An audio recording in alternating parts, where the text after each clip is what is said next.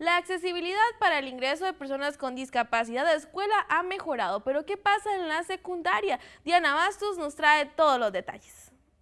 El acuerdo 1897 del Consejo Superior de Educación lo que establece es que al término de la educación primaria, los estudiantes con necesidades educativas especiales que desean continuar sus estudios a nivel secundario tienen la opción de matricularse en los servicios propiamente de educación especial que existen en algunos colegios o en aquel colegio más cercano a su lugar de residencia, aunque este no cuente con un servicio especial de, valga la redundancia, de educación especial.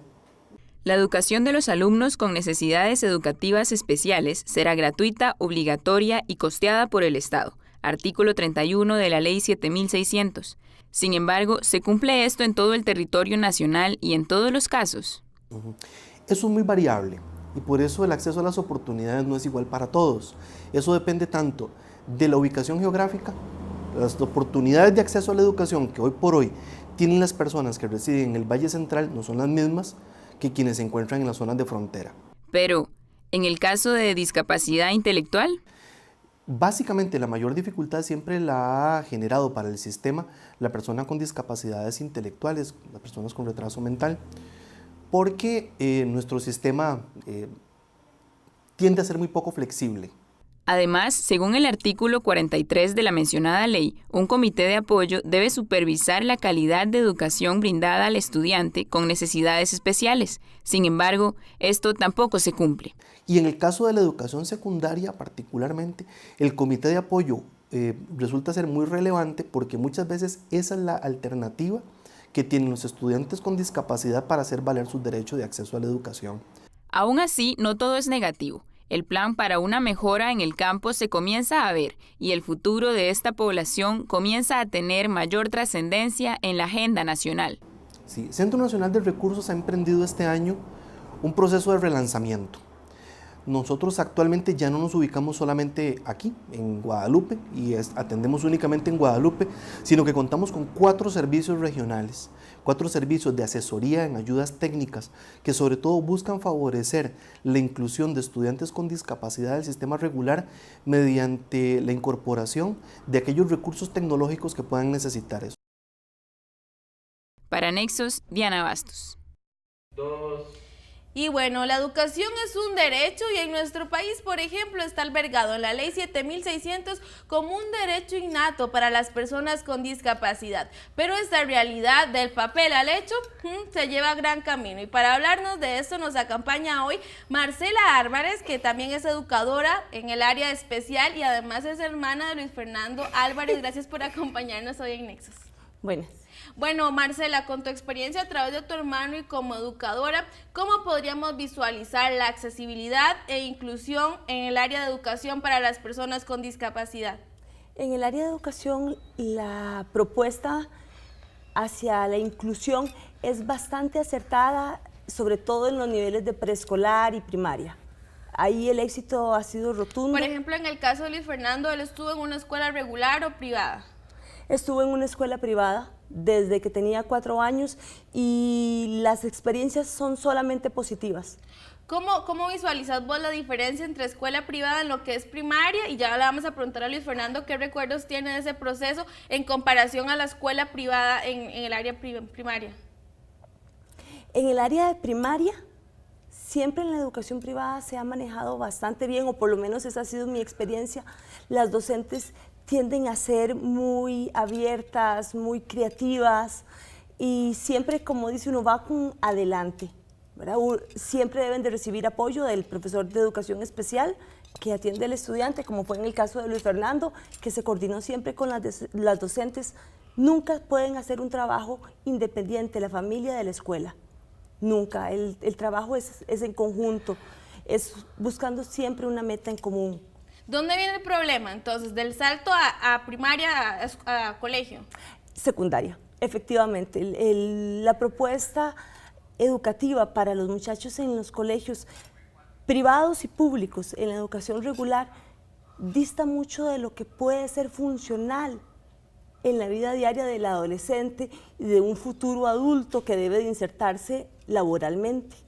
Entonces, es ahí donde el Ministerio de Educación hace una propuesta de lo que se llaman programas prevocacionales, para la gente con discapacidad intelectual que en teoría funcionan muy bonito, en teoría, pero lo cierto es que en la práctica no funcionan tal y como están. Preguntémosle a Luis Fernando entonces, ¿de dónde tenés tus mejores recuerdos? ¿De la escuela o del colegio? Es que de mis recuerdos son de la escuela. ¿De verdad pudiste hacer más amigos ahí? ¿Aprendiste más cosas? Sí, muchas cosas, como por ejemplo, como unas actividades recreativas. Recreativas.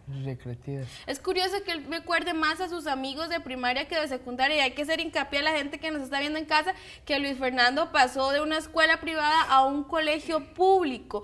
¿Cuál es el problema de que él mismo sienta esa diferencia?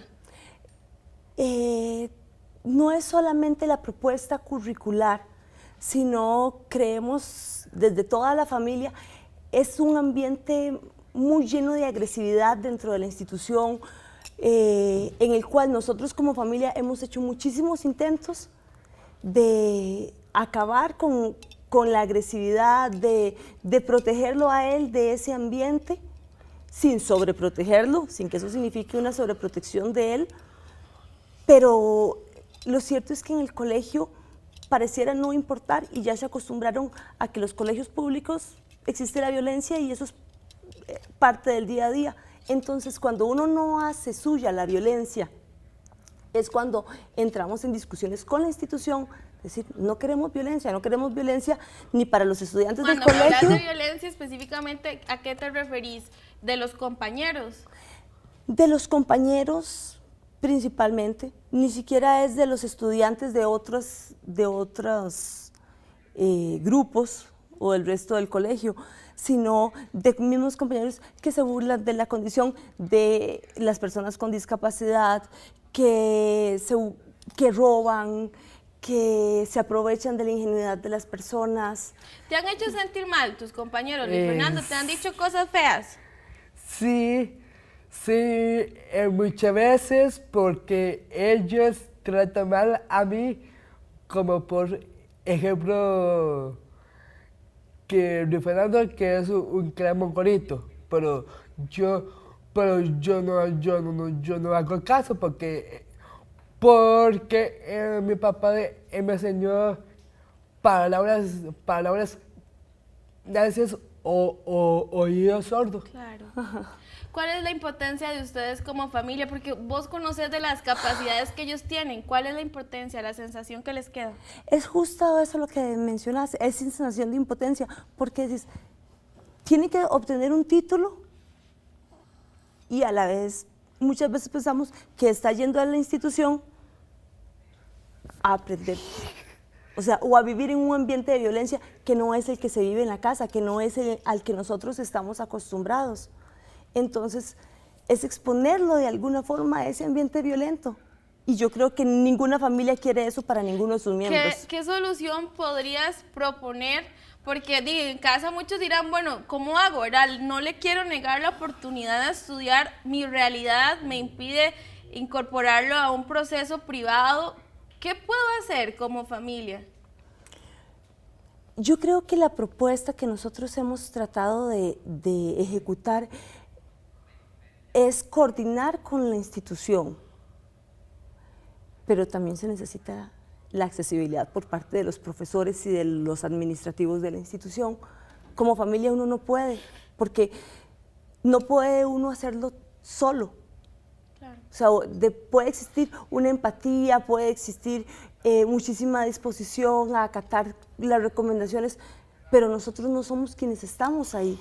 Y yo sí soy de la clara conciencia de que dentro de la institución el responsable es el profesor.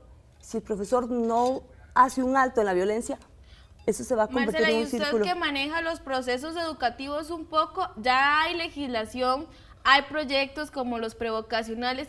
¿Qué podemos hacer? Que debe ser una directriz del Ministerio de Educación Pública. ¿Cómo lograr un cambio?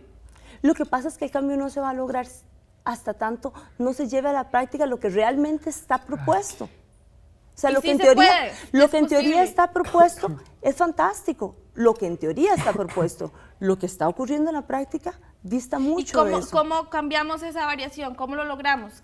En primer lugar, yo creo que hay un asunto actitudinal. Ahí creo que si de parte de todos los profesionales del área de educación, y no hablo solamente de los docentes de educación especial, sino de todos los que trabajan en las áreas especiales, desde quien tiene que llegar a supervisar al profesor, al aula, no se limita únicamente a supervisar cuáles son los papeles que tienen, sino a ver la ejecución de eso en la vida diaria, en la práctica. Creo que sería otra la historia. Perfecto. Se nos acaba el tiempo, pero muchas gracias a Marcela y a Luis Fernando por estar hoy con nosotros. Ya lo dijo Luis Fernando, no son mongolitos, son personas con síndrome de Down, con muchas capacidades. Hoy en Nexus hacemos un llamado de atención tanto al Ministerio de Educación Pública como a los gobiernos locales. Estamos cansados de que a las personas con discapacidad no se les cumplan sus derechos. En compañía de ellos nos vamos a un corte y volvemos con más de Nexus.